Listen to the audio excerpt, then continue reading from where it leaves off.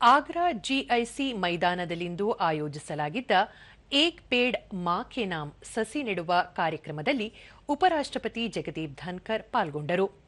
ಉತ್ತರ ಪ್ರದೇಶ ಮುಖ್ಯಮಂತ್ರಿ ಯೋಗಿ ಆದಿತ್ಯನಾಥ್, ಹರಿಯಾಣ ರಾಜ್ಯಪಾಲ ಬಂಡಾರು ದತ್ತಾತ್ರೇಯ, ಕೇಂದ್ರ ಸಚಿವ ಎಸ್ಪಿ ಸಿಂಗ್ ಬಘೇಲ್, ಮಹಾರಾಷ್ಟ್ರ ವಿಧಾನ ಪರಿಷತ್ ಸಭಾಪತಿ ರಾಮ್ ಶಿಂದೆ ಮತ್ತಿತರರು ಭಾಗಿಯಾಗಿದ್ದರು. ಇದೇ ವೇಳೆ ಉಪರಾಷ್ಟ್ರಪತಿ ಜಗದೀಪ್ ಧನ್ಕರ್ ಹಾಗೂ ಅವರ ಪತ್ನಿ ಡಾ ಸುದೇಶ್ ಧನ್ಕರ್ ತಮ್ಮ ಸ್ವರ್ಗೀಯ ತಾಯಿಯವರ ಹೆಸರಿನಲ್ಲಿ ಗಿಡ ನೆಟ್ಟು ಪರಿಸರ ಸಂರಕ್ಷಣೆಯ ಸಂದೇಶ ನೀಡಿದರು. ಬಳಿಕ ಲೋಕಮಾತಾ ದೇವಿ ಅಹಲ್ಯಾಬಾಯಿ ಹೋಳ್ಕರ್ ಅವರ 300ನೇ ಜನ್ಮದಿನಾಚರಣೆ ಅಂಗವಾಗಿ ಅಹಲ್ಯಾಬಾಯಿ ಅವರ ಭಾವಚಿತ್ರಕ್ಕೆ ಪುಷ್ಪನಮನ ಸಲ್ಲಿಸಿದರು.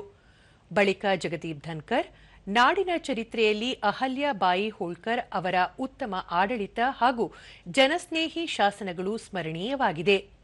ದೇಶದ ಪರಂಪರೆಯ ಪ್ರತೀಕವಾಗಿರುವ ಇಂತಹ ನಾರಿ ಶಕ್ತಿಯ ಸಂಕೇತಗಳು ಭವಿಷ್ಯದ ಸದೃಢ ಆಲೋಚನೆಗಳಿಗೆ ಸ್ಫೂರ್ತಿದಾಯಕವಾಗಿವೆ ಎಂದು ಅಭಿಪ್ರಾಯಪಟ್ಟರು.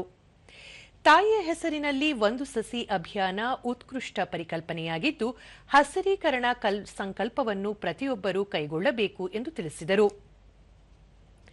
ಜಮ್ಮು ಕಾಶ್ಮೀರದ ಪಹಲ್ಗಾಮ್ನಲ್ಲಿ ನಡೆದ ಭಯೋತ್ಪಾದನಾ ದಾಳಿಗೆ ಪ್ರತಿಯಾಗಿ ಆಪರೇಷನ್ ಸಿಂಧೂರ್ ಮೂಲಕ ಭಾರತೀಯ ಸೇನಾಪಡೆಗಳು ತಕ್ಕ ಉತ್ತರ ನೀಡಿವೆ. ಹೀಗಾಗಿ ಸೇನೆಯನ್ನು ಅಭಿನಂದಿಸುವುದಾಗಿ ಹೇಳಿದ ಅವರು, ಉತ್ತರ ಪ್ರದೇಶದಲ್ಲಿ ತಯಾರಾದ ಬ್ರಹ್ಮೋಸ್ ಕ್ಷಿಪಣಿ ಶತ್ರು ದೇಶವನ್ನು ಪ್ರವೇಶಿಸಿ ಜೈಷ್ ಎ ಮೊಹಮ್ಮದ್ ಮತ್ತು ಲಷ್ಕರ್ ಇ ತೊಯ್ಬಾ ಭಯೋತ್ಪಾದನಾ ನೆಲೆಗಳನ್ನು ನೆಲಸಮ ಮಾಡಿವೆ.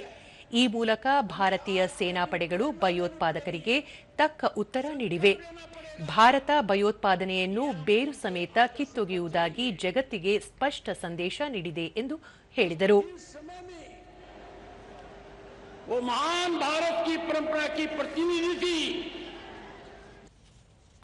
ಇದಕ್ಕೂ ಮುನ್ನ ವಿಮಾನ ನಿಲ್ದಾಣದಲ್ಲಿ ಉಪರಾಷ್ಟ್ರಪತಿ ಜಗದೀಪ್ ಧನ್ಕರ್ ಅವರನ್ನು ಉತ್ತರ ಪ್ರದೇಶದ ಮುಖ್ಯಮಂತ್ರಿ ಯೋಗಿ ಆದಿತ್ಯನಾಥ್ ಬರಮಾಡಿಕೊಂಡರು.